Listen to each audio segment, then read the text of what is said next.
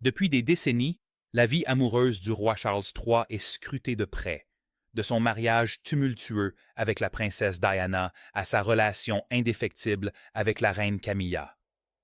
Pourtant, derrière ce tumulte public se cachait une vérité profonde.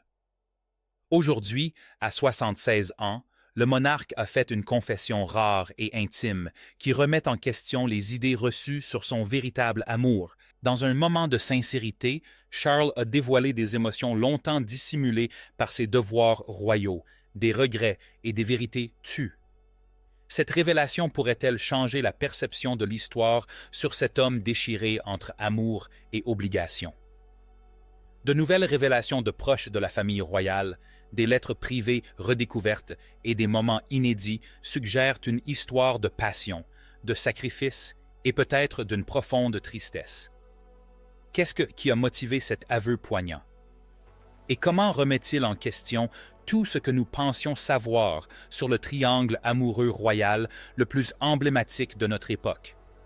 Explorons la vérité qui se cache derrière cette révélation royale. Une histoire d'amour royal revisitée.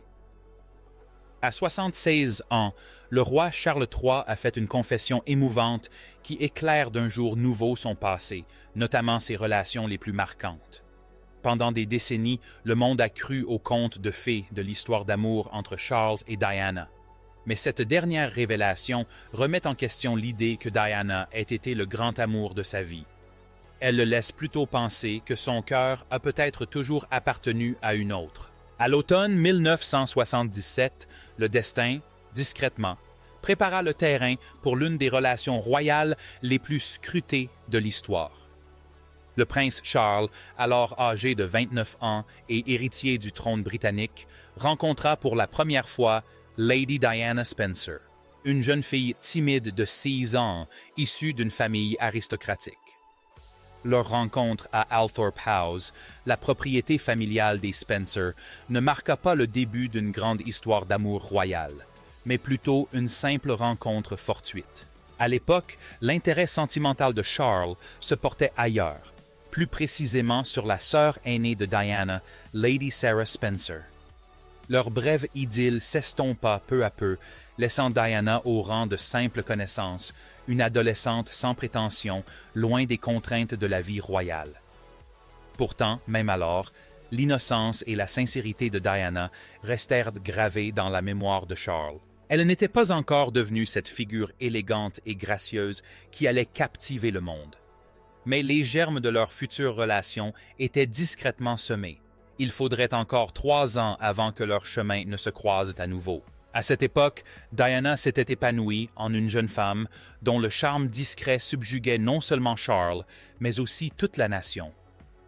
Contrairement aux femmes expérimentées du passé de Charles, la sincérité de Diana et son absence apparente de cynisme faisaient d'elle, aux yeux de la famille royale, la candidate idéale pour devenir reine.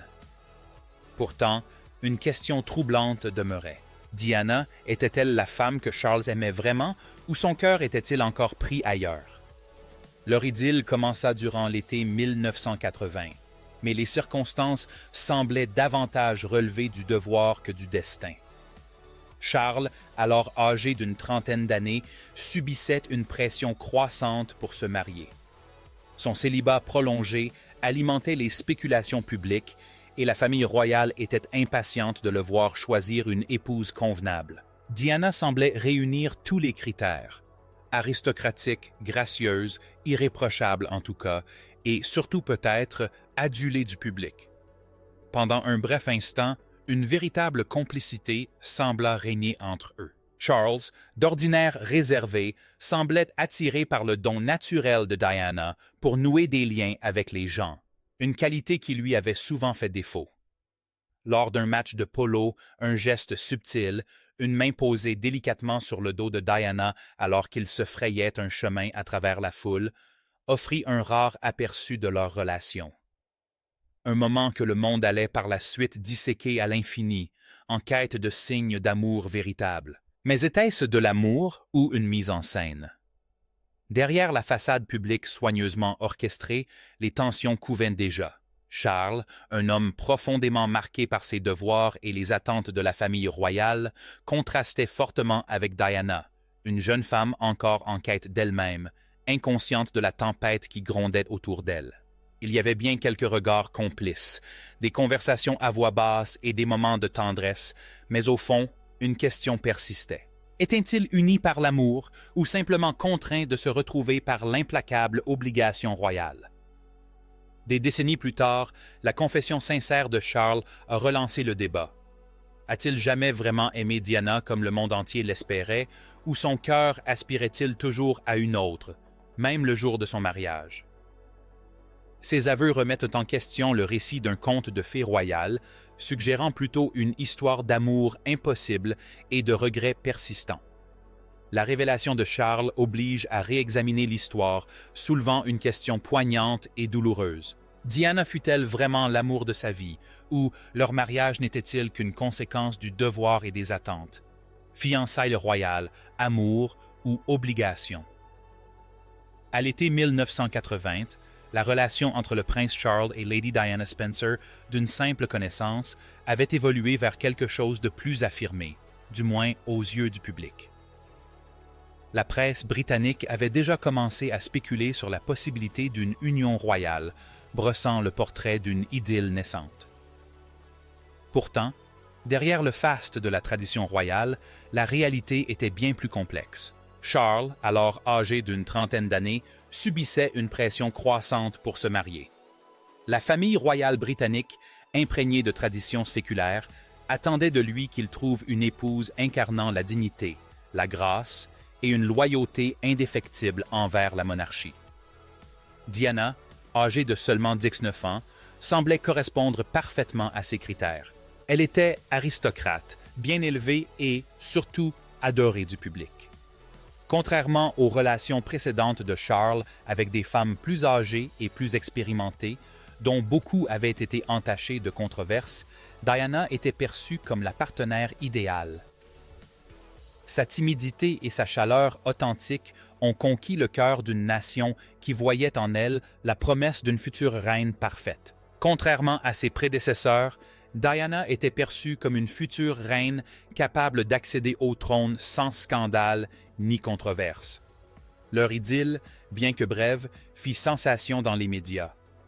On voyait souvent Diana aux côtés de Charles lors d'engagements royaux, son sourire radieux rayonnant d'innocence et d'espoir. La presse spéculait avec enthousiasme sur une demande en mariage imminente, tandis que le couple affichait une façade unie en public. Pourtant, derrière les murs du palais, la réalité était plus nuancée. Charles, malgré son profond respect pour Diana, restait sur la défensive. Il manifestait son affection par de petits gestes mesurés. Une main posée sur le bas de son dos lorsqu'il se frayait un chemin dans la foule, un regard doux et rassurant lors de ses apparitions publiques. Diana, quant à elle, laissait transparaître ses émotions et exprimait une admiration sincère pour l'homme dont elle pensait tomber amoureuse. Ces petits moments, bien que fugaces, suffirent à convaincre le monde qu'une histoire d'amour royal était en train de naître. Mais au fond, Charles était-il vraiment amoureux d'elle? En février 1981, leurs fiançailles furent annoncées en grande pompe, comme on pouvait s'y attendre d'une union royale. Diana apparut dans une robe bleu roi iconique, son sourire radieux immortalisé par les photographes, aux côtés de Charles. Alors que les journalistes les assaillaient de questions, le couple gardait une façade impeccable. Pourtant, un seul instant allait briser cette illusion soigneusement construite. Interrogée sur leurs sentiments amoureux, Diana répondit avec un enthousiaste « Bien sûr ». La réponse de Charles, quoi qu'elle signifie, jeta une ombre sur cette joyeuse occasion. Si certains l'ont considérée comme un lapsus maladroit, avec le recul, elle révélait une vérité plus profonde. Un détachement émotionnel qui annonçait les épreuves à venir. Aujourd'hui, des décennies plus tard, à 76 ans, cette confession émouvante du roi Charles invite à une réflexion sur ce moment crucial. Les fiançailles avaient été présentées au monde comme le début d'une union parfaite. Mais étaient-elles véritablement fondées sur l'amour? ou simplement sur l'accomplissement du devoir royal? Charles a-t-il jamais considéré Diana comme son unique amour, ou son cœur était-il déjà ailleurs? Diana exprimait ouvertement son amour pour Charles, mais ses sentiments restaient mesurés et réservés, comme dictés davantage par les attentes royales que par une affection sincère. Malgré cette distance émotionnelle, il y eut des moments de tendresse. Charles, bien que souvent réservé, manifestait une affection discrète pour Diana en privé. Il lui arrivait de poser sa main sur la sienne lors de conversations intimes, ou de lui envoyer des mots manuscrits louant son assurance grandissante dans la vie publique, geste qui laissait transparaître une certaine admiration. Cependant, même ces petites marques d'affection semblaient ternies par une vérité indéniable. Le cœur de Charles avait toujours appartenu à une autre. Mariage royal, une illusion parfaite. À 76 ans, la confession émouvante du roi Charles a jeté une nouvelle lumière sur ce qui fut jadis célébré comme le mariage du siècle. Était-ce véritablement une histoire d'amour, ou simplement un grand spectacle destiné à masquer des vérités plus profondes et plus douloureuses? La cérémonie emblématique du 29 juillet 1981, lors de laquelle le prince Charles épousa Lady Diana Spencer, était bien plus qu'une simple union personnelle.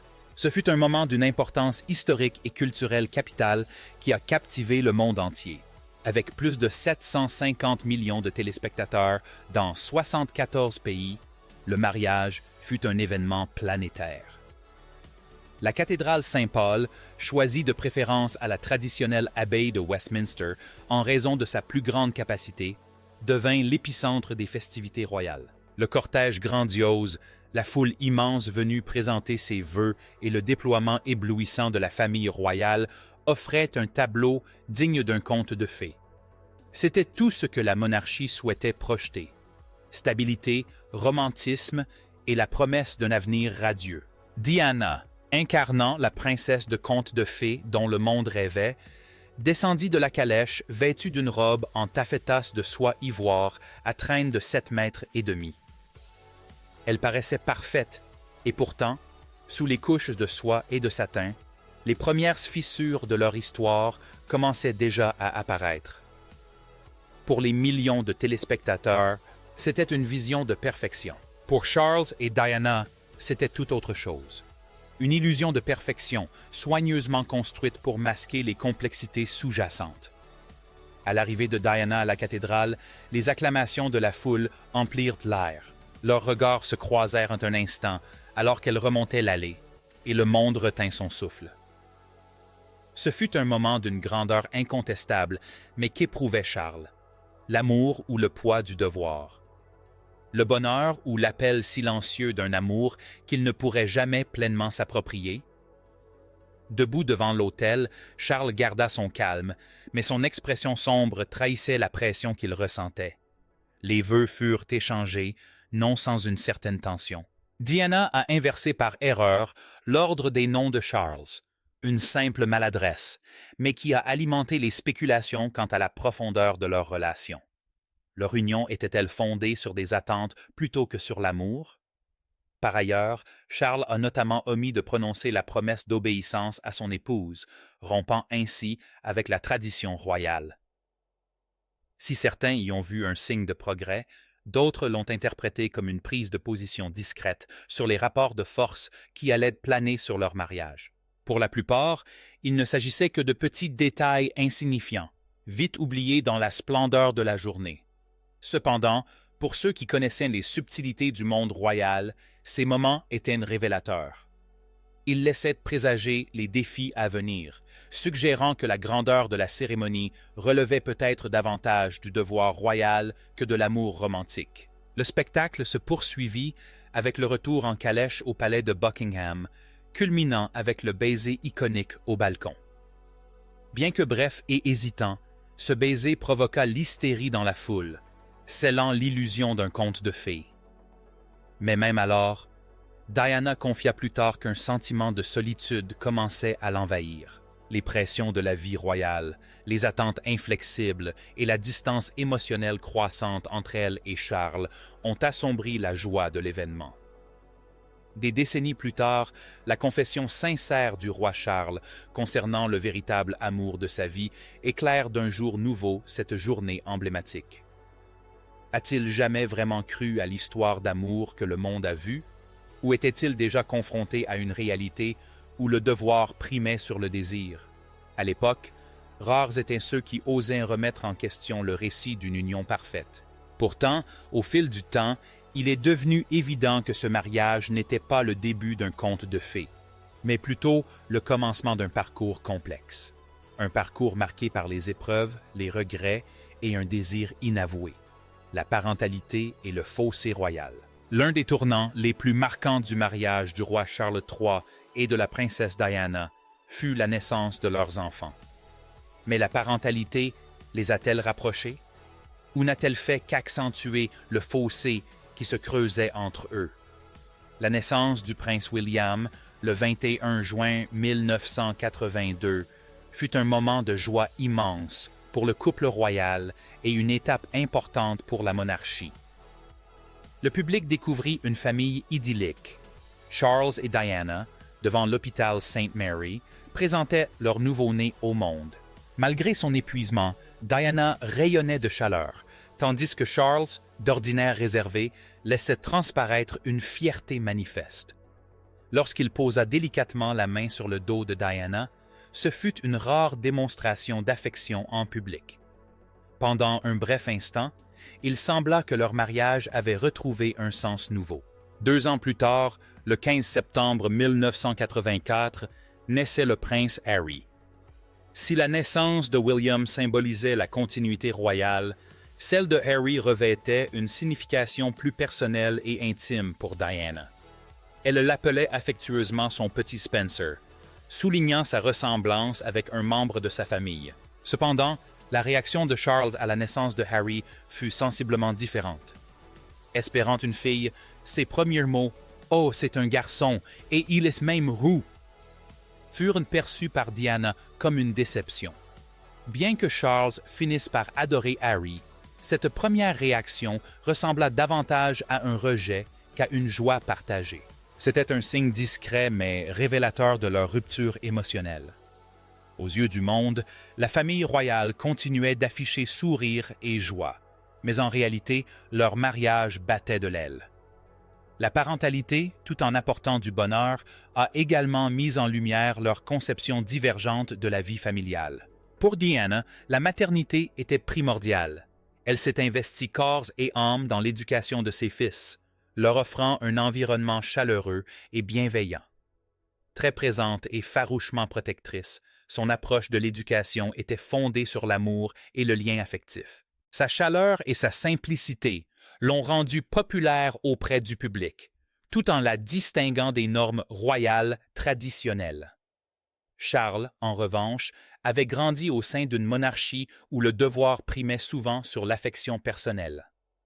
Son éducation, axée sur le protocole et la responsabilité, l'a conduit à une approche plus réservée de l'éducation de ses enfants. Ses obligations royales primaient souvent sur sa vie de famille, le rendant plus distant dans la vie de William et Harry.